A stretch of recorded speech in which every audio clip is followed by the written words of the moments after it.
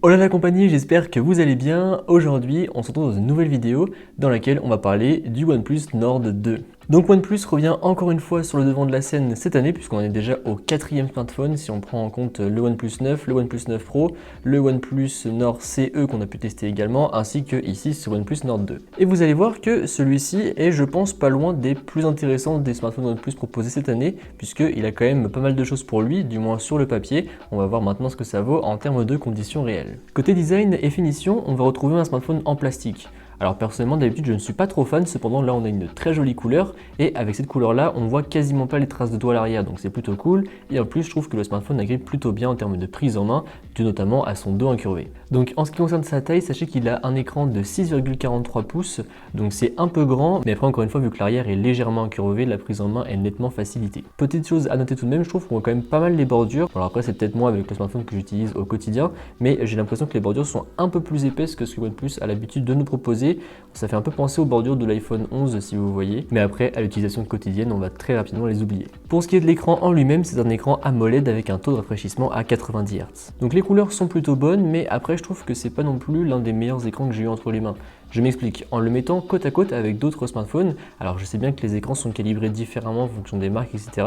Mais j'avais l'impression que l'écran tire un peu sur le bleu rosé, c'était un peu bizarre. Donc bon après ça ne sera pas forcément très dérangeant lorsque vous allez l'utiliser au quotidien, mais je trouve que si on le met côte à côte avec d'autres smartphones, on a l'impression que les blancs tirent un peu plus vers le rosé sur ce OnePlus Nord 2, donc encore une fois c'est quelque chose à noter tout de même. Autre chose à noter d'ailleurs, la luminosité de l'écran qui ne monte pas très haut je trouve, notamment lorsqu'on est en plein soleil, ça serait pas désagréable d'avoir un peu plus de luminosité d'offert parce que là je trouve qu'on est un peu limite. Pour terminer sur l'écran, sachez qu'il embarque un capteur d'empreinte digitale situé sur le bas de celui-ci qui marche plutôt bien, il est très rapide et assez efficace. Avant de parler des performances de ce OnePlus Nord 2, j'aimerais qu'on reste un petit peu sur l'expérience multimédia et qu'on parle un petit peu des haut-parleurs stéréo proposés sur celui-ci.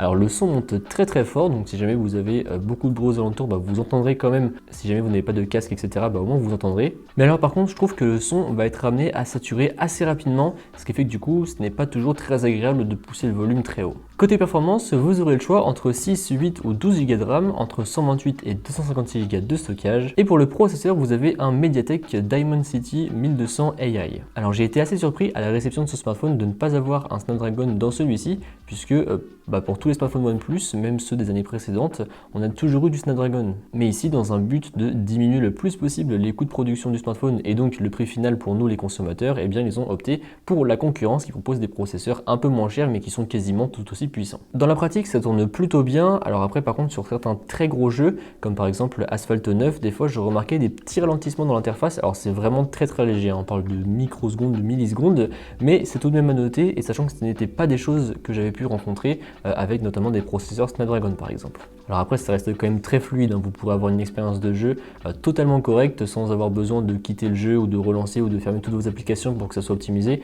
Pas besoin de tout ça, ça tournera déjà très bien, mais voilà, je devais quand même vous le dire que des fois il y a des petits ralentissements de quelques millisecondes, mais encore une fois c'est vraiment minime. Après pour tout le reste ça tournera vraiment nickel et ça c'est également dû au fait que ce smartphone tourne toujours sous OxygenOS, donc la surcouche propriétaire de OnePlus, surcouche que personnellement j'apprécie toujours autant parce qu'il y a beaucoup d'options de customisation, on se rapproche beaucoup de l'Android Pure Stock et ça tourne très bien, c'est très léger, donc moi vraiment j'adore cette surcouche. Donc je vous parlais de tâches assez gourmandes avec notamment le jeu Asphalt 9 et ce qui nous amène du coup à la batterie. Donc il a une batterie de 4500 mAh, donc sur le papier c'est très gros et après dans la pratique c'est une batterie qui vous tiendra la journée. Alors après je trouve qu'en termes d'optimisation de la batterie, les processeurs Snapdragon sont là aussi un peu meilleurs, même si encore une fois vous tiendrez largement la journée, je trouve que ça descend quand même un peu plus vite qu'un smartphone avec Snapdragon. En revanche, si vous êtes en panne de batterie, et bien ce smartphone est toujours équipé de la Warp Charge, donc technologie propriétaire de OnePlus, qui consiste à recharger le smartphone de 0 à 100% en l'espace d'une petite quarantaine de minutes. Donc ça c'est toujours aussi impressionnant et ça va vraiment très vite.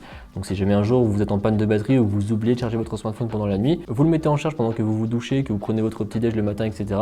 Et en l'espace d'une quinzaine de minutes, vous aurez très largement assez de batterie pour l'utiliser la journée. Concernant la partie photo de ce OnePlus Nord 2, donc 3 capteurs à l'arrière. Donc vous aurez un ultra grand angle, un grand angle classique ainsi qu'un zoom. OnePlus a pas mal communiqué sur la partie photo de ce OnePlus Nord 2, notamment dans les communiqués de presse que nous avons pu recevoir. Et dans la pratique, eh bien, les résultats sont pas mal du tout. En plein jour, les photos sont plus que correctes et vous pourrez très largement faire de très belles photos de vacances sans aucun souci. Alors par contre, je trouve ça un peu dommage puisque si on jongle entre l'ultra grand angle et le grand angle, on peut remarquer que les couleurs ne sont pas les mêmes. En effet, on va retrouver des couleurs plus saturées sur l'un et plus vives, alors que sur l'autre, on va avoir des couleurs un peu plus fades, donc je trouve ça un petit peu dommage malheureusement. Après, j'ai été assez surpris de la qualité du zoom, puisqu'on a quand même un résultat très net, donc je pense que c'est dû notamment à l'intelligence artificielle qui va venir traiter tout ça par-dessus le capteur du zoom. Et après, en ce qui concerne la vidéo, donc je vous en ai pris deux, donc une avec la caméra frontale et une avec la caméra dorsale, et voilà ce que ça donne. Petite vidéo avec la caméra frontale du OnePlus Nord 2, donc là je suis en train de marcher puisqu'on promène le chien.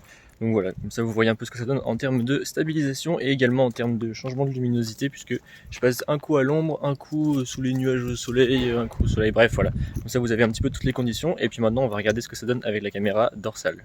Désormais vidéo avec les caméras dorsales, donc on va essayer de suivre le chien en même temps qu'on marche.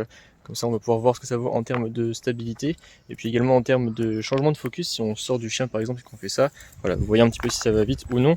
Mais là voilà, Chiro est tout content parce qu'il y a plein d'odeurs à sentir partout et il est content parce qu'on est un peu dans la forêt et que lui il préfère 1000 fois être dans la forêt plutôt que dans la ville. Et là on passe à l'ombre, donc comme ça vous voyez un peu encore une fois ce que ça vaut en termes de changement de focus.